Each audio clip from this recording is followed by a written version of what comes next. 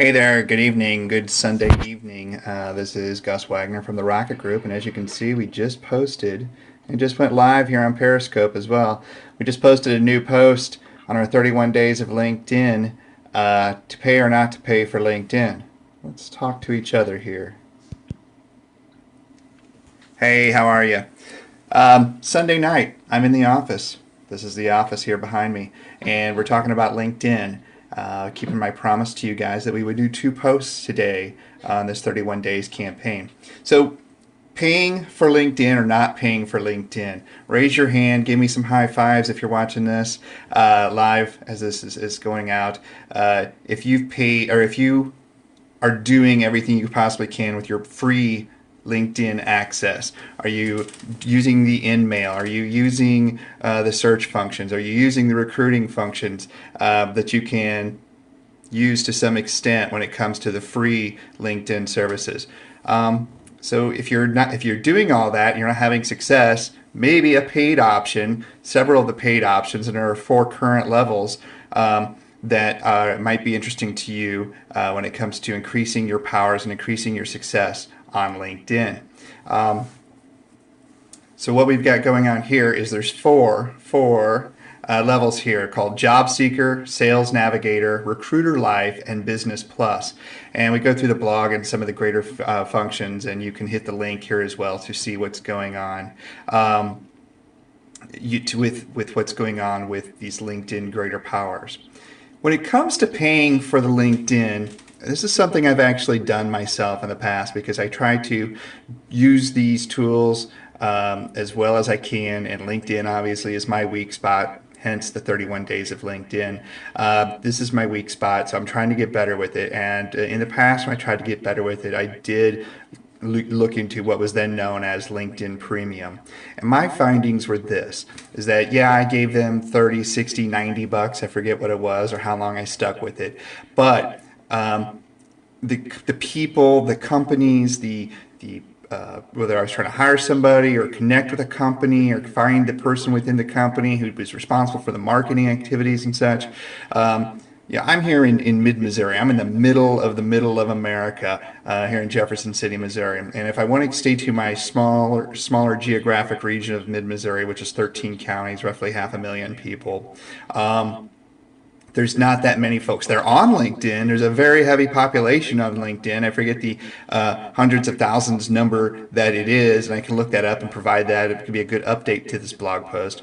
But I didn't find that many folks who were active in it. And I think that would probably be true if I lived in New York City or London or LA or any of the other big cities, Columbia, Missouri.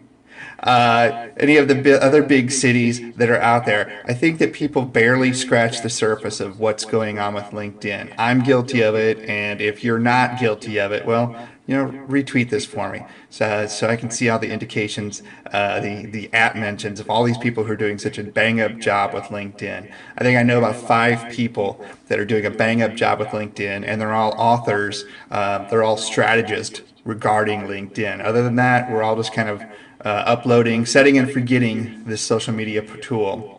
So getting back to what it was, I just didn't find the people. I didn't find the activity, the people who were really active. If I was sending messages or connecting with these folks, I wasn't getting anything out of it because they weren't being active enough to interact with my content, one, or post their own content that I could interact with.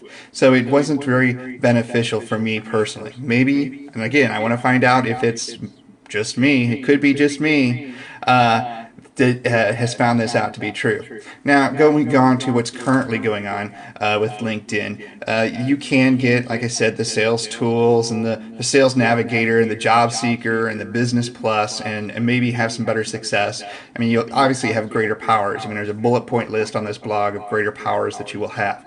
But I think the one that's probably most beneficial or could be most beneficial, and I missed who joined the room, so thanks for watching. The one I could think would be most beneficial could possibly be the Recruiter Life. I think it could be a cool tool for recruiters to use. I know through anecdotal conversations. I know from people who've been recruited and people who do recruiting that LinkedIn is a huge tool for that, obviously, but it's also a shortcoming, especially when the recruitees, the people here who are trying to find the jobs, not that I'm trying to find a job, but do know an anecdotal reference where a friend of mine was told by the recruiter to go in and polish his entire LinkedIn profile and create stuff and not create stuff, invent stuff, create stuff from Fabric, but get that thing updated so that it gave a better representation of who he was, because the higher ups, the client of the recruiter, was not going to be very impressed with what's currently there. So she went in and made all these changes, made all these updates, and got a job, a very, very nice job, from a polished, partially because of a polished LinkedIn profile. But so having recruiters tell you, or having to be part of your job as a recruiter to tell people to polish up their LinkedIn when they should have already done it themselves, it sounds like a heck of a difficult day to go through every day. So my heart's out to you guys in the recruiting and gals in the recruiting business.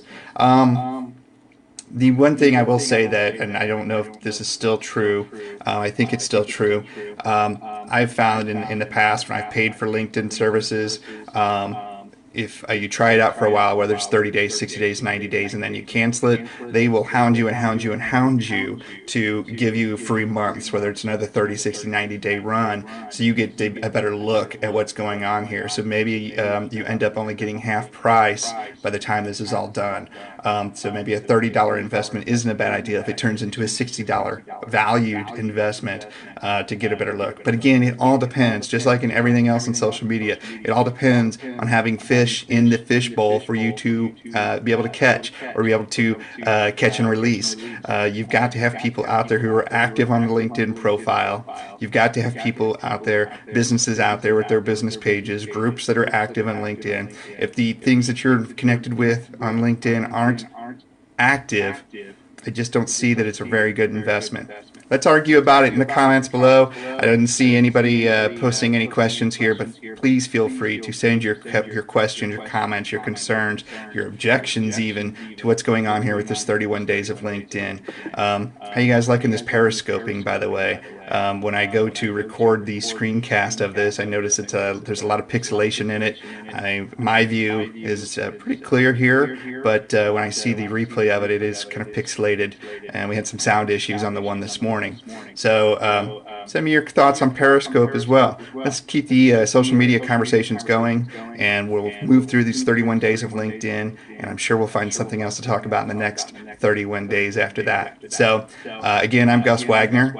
I own the Rocket Group. You see the logo there behind me.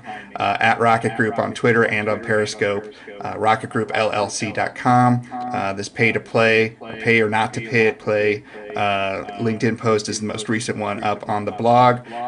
Look forward to hearing from you. Talk to you soon, and thanks for watching, and we'll see you soon. Have a good Sunday night. Bye.